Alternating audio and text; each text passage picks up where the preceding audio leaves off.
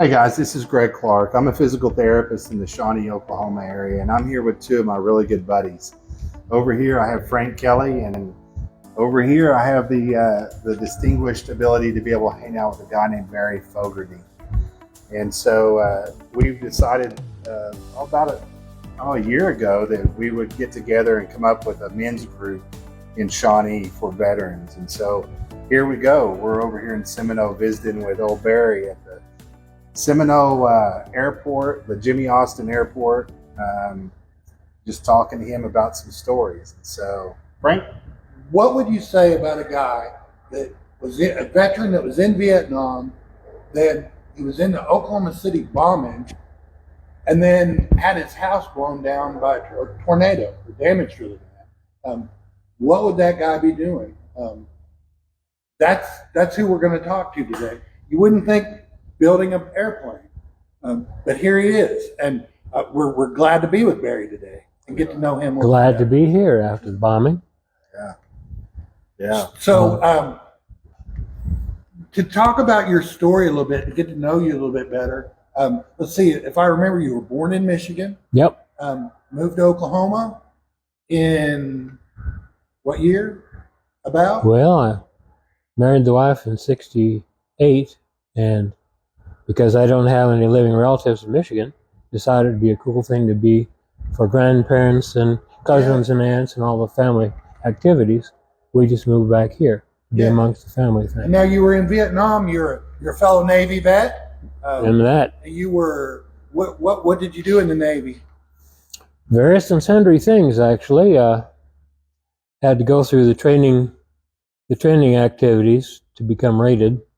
At the time that I became rated, I had been a plane captain on the deck of the Constellation, which is an exciting and rather noisy place to be. Yes. A rather short lifespan if you're not cautious. And shortly after that, got rated as a photographer. And they said, "Get your stuff. You're being transferred." "Where?" "Ship's company."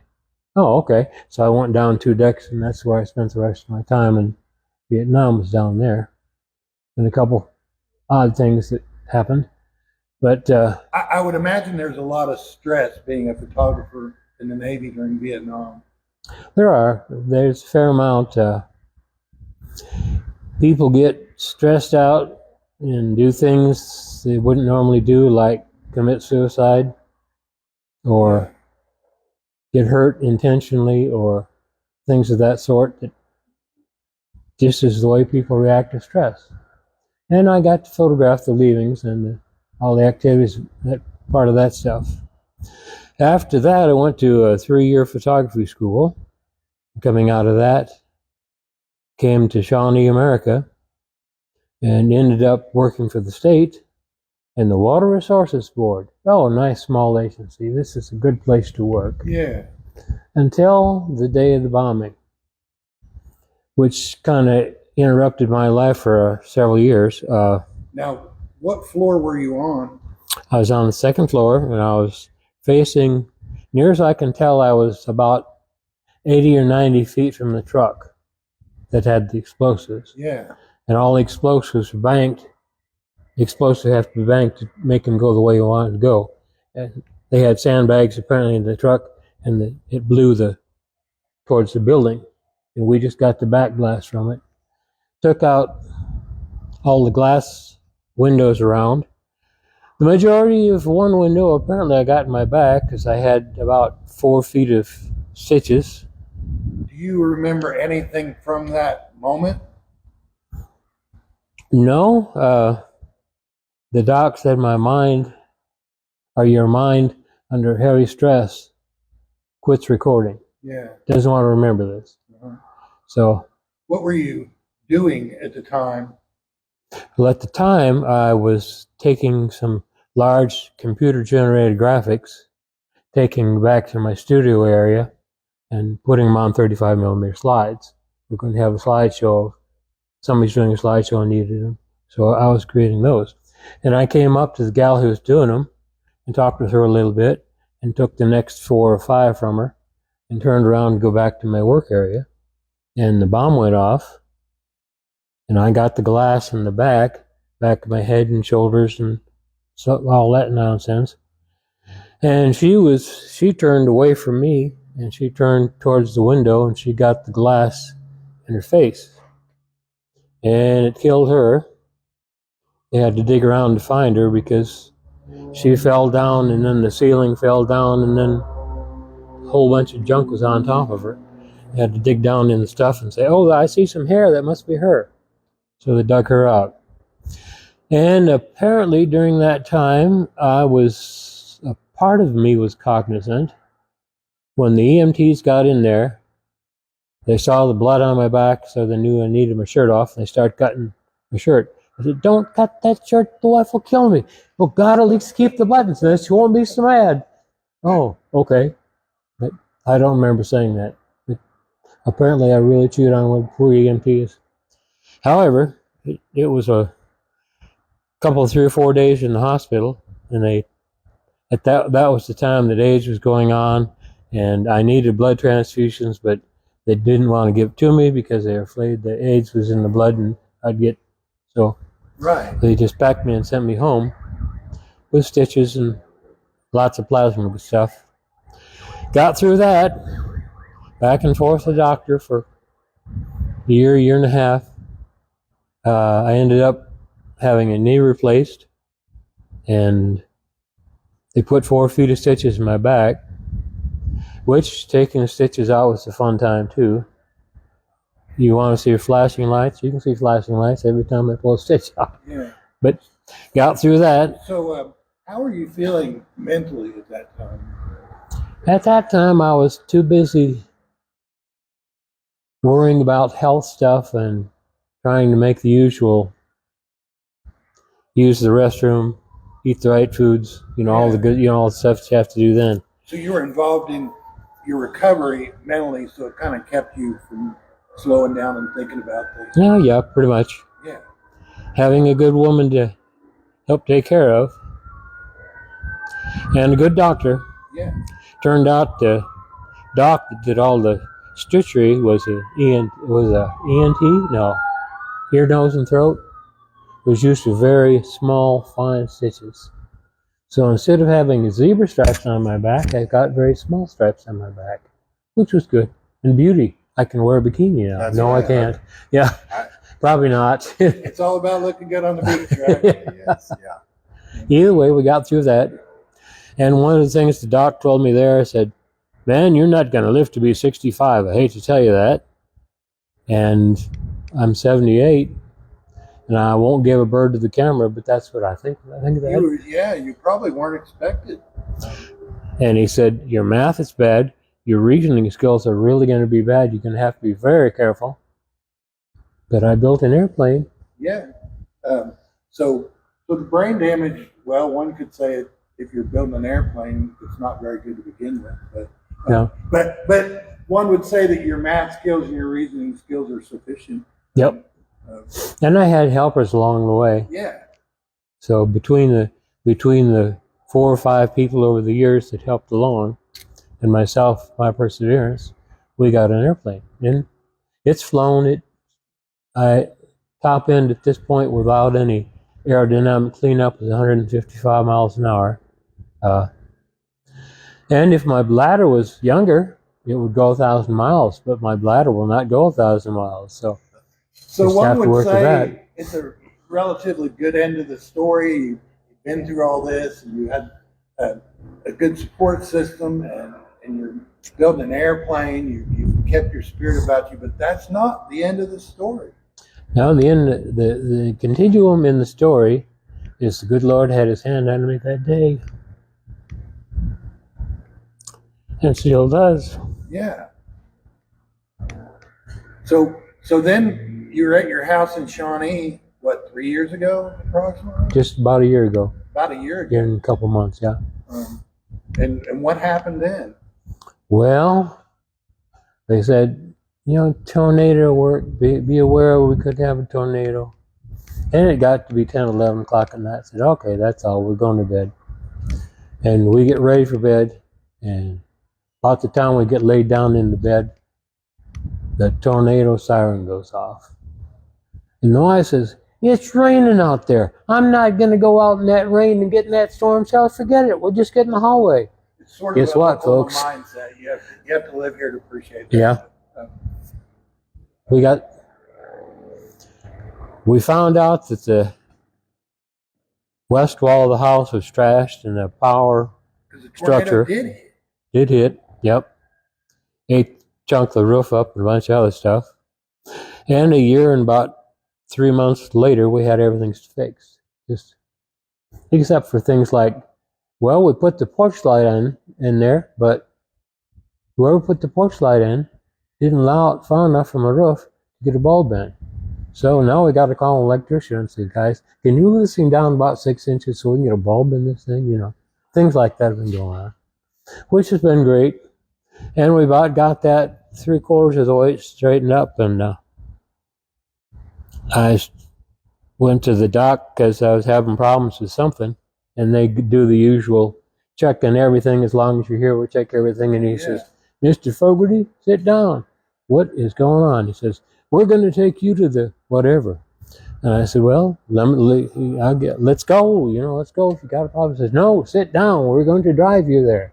So we get there and ended up getting a triple bypass and a stent done, which has been an experience as well. And I had a lot of good or bad moments or whatever you want to call them with the good Lord with at the end of things when I come out after 12 hours being on the operating table. Yeah.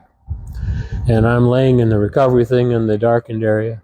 And I've got 2 tubes coming out of my mouth and one in my nose and all this other kind of stuff. And I'm gasping there trying to get enough air to come in or whatever. And praying as rapidly as I can to ask the good Lord to take care of this, please, before I suffer and smother. And after 10 days in the ICU at the VA and then 9 days at the intensive care at Oklahoma Memorial or whatever they call it now, the main hospital there, across from the VA.